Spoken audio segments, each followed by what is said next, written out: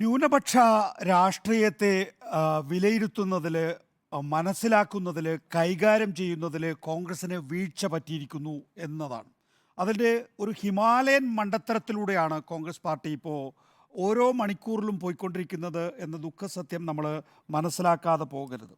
നോക്കൂ, നമ്മളിപ്പോൾ മനസ്സിലാക്കേണ്ടത് അർണബ് ഗോസ്വാമി അങ്ങനെ പറയുന്നു, അമിത്ഷാ അങ്ങനെ പറയുന്നു എന്നുള്ളത് അപ്പുറത്തേക്ക് കോൺഗ്രസിന് ഒരു ബദൽ രാഷ്ട്രീയം സൃഷ്ടിക്കാൻ സാധിക്കുന്നില്ല എന്നുള്ളതാണ്.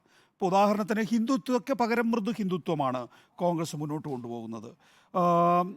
പല കാര്യങ്ങളിലും ഇപ്പോൾ സി എയുടെ കാര്യത്തിനകത്ത്, 370-ൻ്റെ കാര്യത്തിനകത്ത്, ഇലക്ട്രൽ ബോണ്ടിൻ്റെ കാര്യത്തിനകത്ത് ദേശീയ രാഷ്ട്രീയത്തിൽ ഇപ്പോൾ ചർച്ച ചെയ്യപ്പെടുന്ന ഒരു വിഷയത്തിലും കൂടിക്കലർന്ന ഒരുപക്ഷെ ബി ജെ പിയുടേതിന് സമാനമായിട്ടുള്ള നിലപാട് തന്നെ കോൺഗ്രസ്സിന് സ്വീകരിക്കേണ്ടി വരുന്നു. ആത്യന്തികമായി കൊടി ഉയർത്തിപ്പിടിക്കാൻ കോൺഗ്രസ്സിന് സാധിക്കുന്നില്ല എന്നുള്ള ദുഃഖസത്യമാണ് നമ്മളിപ്പോൾ കണ്ടുകൊണ്ടിരിക്കുന്നത് എന്നുള്ളതാണ്. ബി ജെ പിയുടെ മെഷീനറി എന്ന് പറയുന്നത് 2024 ലോക്സഭാ തെരഞ്ഞെടുപ്പിൽ ഉണ്ടായിട്ടുള്ളതല്ല. ബി ജെ പിയുടെ ഈ മെഷീനറി ഉണ്ടാകാനുള്ള കാരണം നമുക്കറിയാവുന്നതുപോലെ കോൺഗ്രസിൻ്റെ രാഷ്ട്രീയത്തിൻ്റെ തുടർച്ചയാണ്. എങ്ങനെയാണ് 1990-കളിൽ ബാബറി മസ്ജിദ് എന്ന പള്ളിയിലേക്ക് ബി ജെ പിയുടെ രാഷ്ട്രീയം കൊണ്ടുചെന്ന് എത്തിക്കാൻ കഴിഞ്ഞിട്ടുള്ളത്? അത് 1948 മുതൽ കോൺഗ്രസ് മുന്നോട്ട് വെച്ച രാഷ്ട്രീയമാണ്. ആ രാഷ്ട്രീയത്തിൽ നിന്നാണ് ബി ജെ പി തങ്ങളുടെ ഛേദം എന്താണ് എന്ന് മനസ്സിലാക്കി അതിലൂടെ സ്വന്തം രാഷ്ട്രീയം കരുപിടിപ്പിച്ചിട്ടുള്ളത്. പിന്നീട് ദേശീയ രാഷ്ട്രീയത്തിൽ ഹിന്ദുത്വ എന്ന ആശയം ബി ജെ പി ശക്തിപ്പെടുത്തിയപ്പോൾ ബദൽ രാഷ്ട്രീയം ഉണ്ടാക്കാൻ കഴിയാത്ത ദയനീയമായ അവസ്ഥയിൽ ബി ജെ പിയുടെ രാഷ്ട്രീയത്തിൻ്റെ പകുതി പറയുന്ന നിലയിലേക്ക് കോൺഗ്രസ് എത്തിയിരിക്കുന്നു എന്നുള്ളതാണ്. അങ്ങനെ മൃദു ഹിന്ദുത്വ സമീപനം എടുത്താൽ ഹിന്ദുത്വ വോട്ടുകൾ കിട്ടുമെന്ന് നമുക്ക് കാണാനാകില്ല. അതുകൊണ്ടാണ് യഥാർത്ഥത്തിൽ ബി ജെ പി തുടർച്ചയായ തെരഞ്ഞെടുപ്പുകളിൽ കോൺഗ്രസിന് മേൽ മാത്രം അപ്രമാദിത്വം ഉണ്ടാക്കുന്നത്. നമ്മൾ നോക്കുക, 2014 2019 ഇപ്പോൾ 2023 നിയമസഭാ തെരഞ്ഞെടുപ്പുകളായാലും ലോക്സഭാ തെരഞ്ഞെടുപ്പുകളായാലും കോൺഗ്രസിനെ മറികടക്കാൻ പ്രാദേശിക പാർട്ടികൾക്ക് സാധിക്കുന്നുണ്ട്.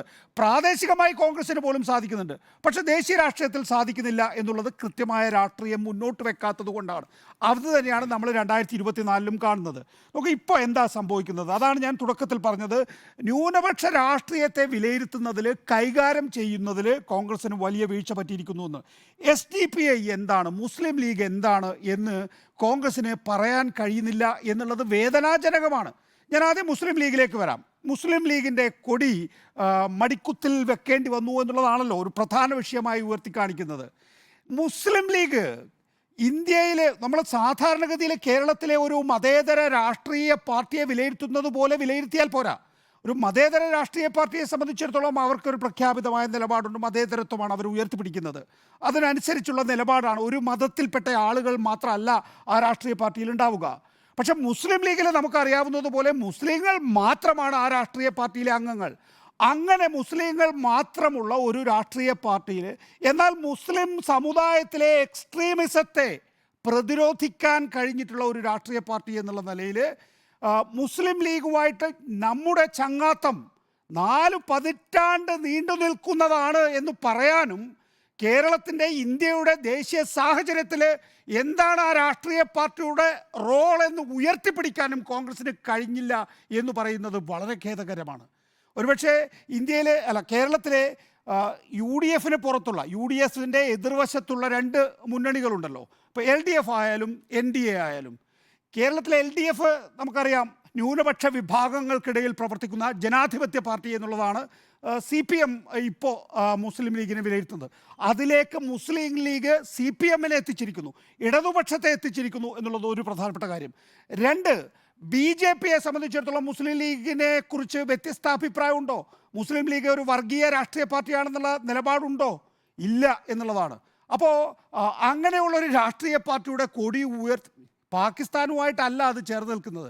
മുസ്ലിം സമുദായം കാണുന്ന ചില ബിംബം ആ പറയുന്ന കളറിലും ആ പറയുന്ന ചിഹ്നത്തിലും ഉണ്ട് എന്നുള്ളത് മാത്രം കൊണ്ടാണ് മുസ്ലിം ലീഗ് ആ കൊടി ഉയർത്തിപ്പിടിക്കുന്നത്. നോക്കൂ, മുസ്ലിം ലീഗാണത്. മുസ്ലിം സമുദായത്തിൻ്റെ പാർട്ടിയായിട്ടാണ് ആ പാർട്ടി സ്വയം ജനനം കൊള്ളുമ്പോൾ തന്നെ അറിഞ്ഞിട്ടുള്ളത്. ആ പാർട്ടിയെ സംബന്ധിച്ചിടത്തോളം അതിൻ്റെ കൊടി ഉയർത്തിപ്പിടിക്കുമ്പോൾ അത് ഇനി ബി ജെ പിയെ സംബന്ധിച്ചിടത്തോളം ഒരു നറേറ്റീവ് സൃഷ്ടിക്കുന്നു എന്നുള്ളതാണല്ലോ നമ്മുടെ പ്രധാനപ്പെട്ട പ്രശ്നം.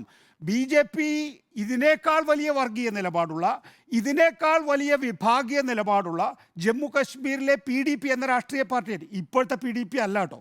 ആ 370 ശേഷം PDPയെ നമ്മൾ ഈ ഓല ഊർന്നെടുക്കുന്നത് പോലെ ഊർന്നെടുത്ത് വെറും ഒരു ജീവച്ഛവമാക്കി മാറ്റിയിട്ടുണ്ട്. നേരത്തെ നമുക്കറിയാവുന്നതുപോലെ വിഭാഗീയത അതിശക്തമായി നിൽക്കുന്ന കാലഘട്ടത്തിലൊക്കെ PDP എന്ന് പറയുന്ന രാഷ്ട്രീയ പാർട്ടി അവിടെ വിഭാഗീയ ചിന്താഗതിക്കാർക്കൊപ്പം നിന്നിട്ടുള്ള ആ കാലഘട്ടത്തിൽ PDPയുമായി സഹകരിച്ച് മുന്നണിയായി പോയിട്ടുള്ള പാർട്ടിയാണ് ആര്? ഈ പറയുന്ന BJP എന്ന് പറയുന്നത്. യാതൊരു ഉളുപ്പും കൂടാതെ PDPയുമായി BJP ചേർന്ന് പോയിട്ടുണ്ട്, ഒന്നിച്ച് ഭരിച്ചിട്ടുണ്ടെന്നേ. അപ്പോൾ ആ പറയുന്ന BJP ആണ് ഇവിടുത്തെ മുസ്ലിം ലീഗിനെ കുറിച്ച് ഈ കാര്യങ്ങൾ പറയുന്നത് എന്ന് ഒരു രാഷ്ട്രീയം പറയാൻ യഥാർത്ഥത്തിൽ UDFനും കോൺഗ്രസിനും സാധിച്ചിട്ടില്ല എന്ന് പറയുന്നത് വളരെ ദൗർഭാഗ്യകരമായ വിഷയമാണ്. അത് മുസ്ലിം ലീഗിനെ മാത്രം ബാധിക്കുന്ന വിഷയമല്ല.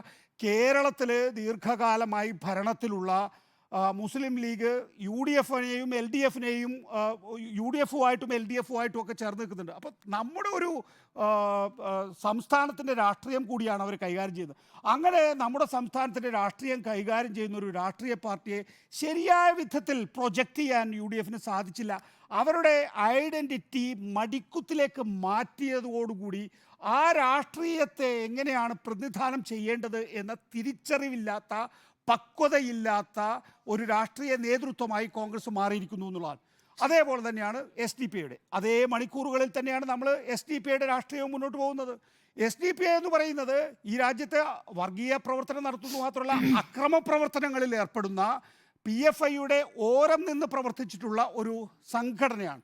അങ്ങനെ ഒരു സംഘടന ഇവിടെ UDFന് പിന്തുണ പ്രഖ്യാപിക്കുമ്പോൾ അത് ഒരു ഡീലിൻ്റെ പുറത്താണ് എന്ന് ആ ഘട്ടത്തിൽ തന്നെ എതിർ രാഷ്ട്രീയ പാളയങ്ങൾ ആക്ഷേപം ഉന്നയിക്കുമ്പോൾ ആ പിന്തുണ തള്ളിപ്പറയാൻ കഴിയാത്ത, നിങ്ങൾ മുന്നോട്ട് വെക്കുന്ന വിഭാഗീയ വർഗീയ രാഷ്ട്രീയം ഞങ്ങളുമായി ചേർന്നു പോകുന്നതല്ല എന്ന് പറയാൻ കഴിയാത്ത കോൺഗ്രസിൻ്റെ നേതൃത്വം അവിടെയും വീഴ്ച വരുത്തി.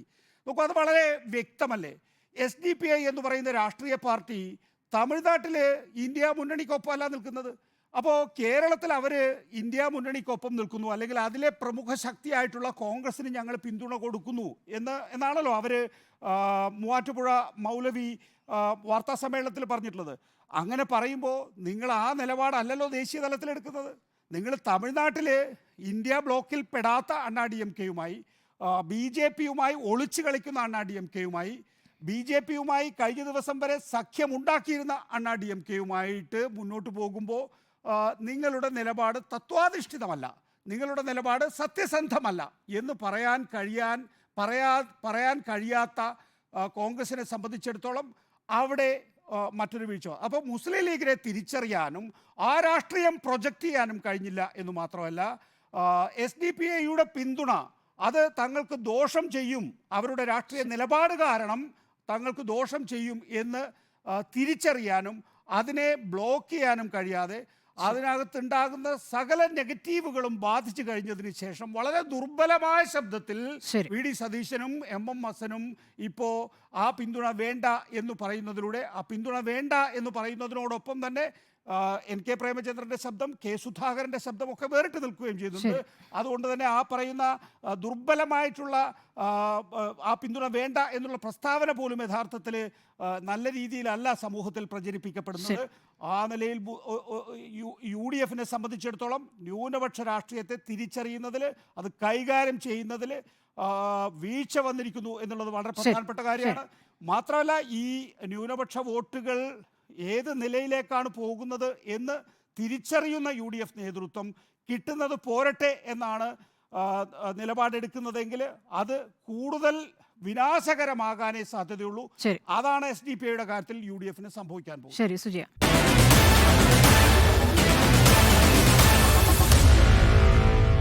Meet the editors.